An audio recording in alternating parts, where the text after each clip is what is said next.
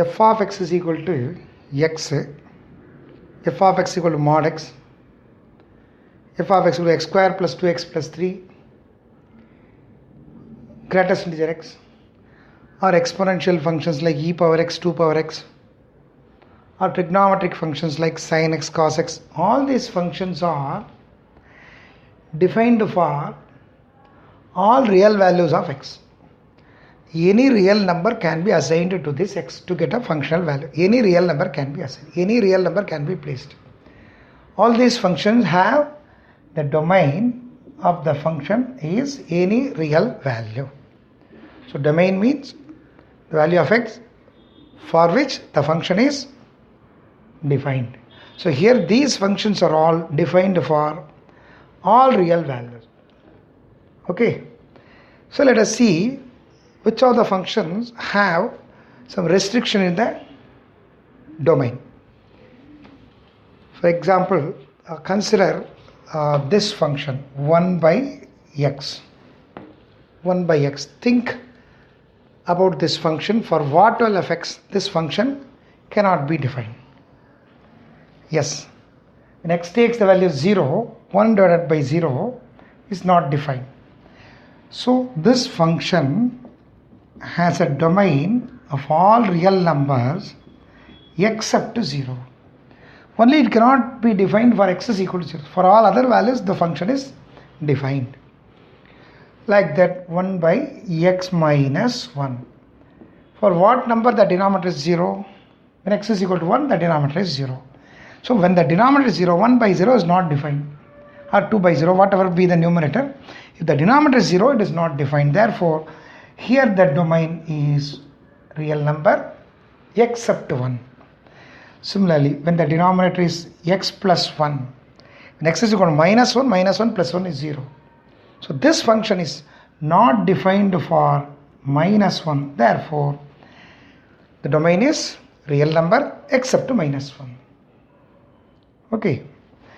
Similarly, when the function is tan x, what is the domain? What is the domain? Is it defined for all real values?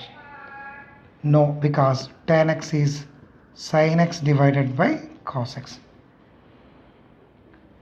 Cos x is 0 when x is odd multiple of pi by 2. Cos x is 0 when x is odd multiple of pi by 2. This you have learnt in trigonometry. So cos x is 0 when x is odd multiple of pi by 2.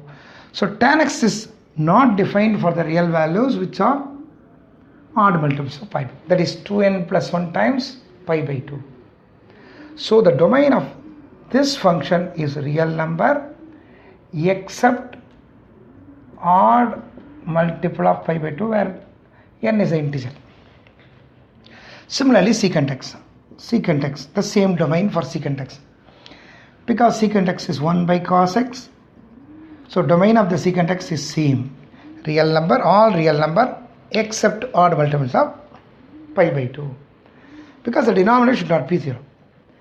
So, whenever a function is of the form f of x by g of x, and a function is of the form f of x by g of x, the domain is all real values except the values for which g of x is 0. So the domain of this function is real numbers except the value of x which make the denominator 0. Right? Now let us see what happened to square root functions. Square root of a function f of x is equal to root of say x plus 1 or simply root x or root of 1 minus x. Clearly, when x takes negative value, square root of a negative number is not a real number. But x can take 0. Square root of 0 is 0. So, for this root function, root x function, the x should be greater than or equal to 0. So, domain of root x is, domain of the function root x is real, positive real number. That is 0 to infinity. like that, root of x plus 1. Here the x plus 1 should be greater than or equal to 0. The term within square root should be non-negative. So take 1 to that side, it is x is greater than or equal to minus 1. So the domain of the function is minus 1 to infinity. Like that here, root of 1 minus x. What is the function inside the square root? 1 minus x. So 1 minus x should be greater than or equal to 0. So take x to that side, 1 must be greater than or equal to x. That is, x must be less than or equal to 1. So in this case, it is minus infinity to 1, 1 is included. Minus infinity to 1, 1 is included. Right? When a square root function is given, see the term within the square root, it should be non-negative. Let us do some more problems based on this. Think of this one. What is the domain of this function? Clearly, for no value of x square is going to be negative. So x square plus 1 can never be negative. So domain of this function is clearly all real values. Okay, supposing this is 1 minus x square. What is the restriction here? 1 minus x square should be greater than or equal to 0. So 1 is greater than or equal to x square, that is x square is less than or equal to 1. X is less than or equal to root 1 is 1 and greater than or equal to minus 1. So x can take the value between minus 1 and plus 1. See the number line? Minus 1 plus 1, 0.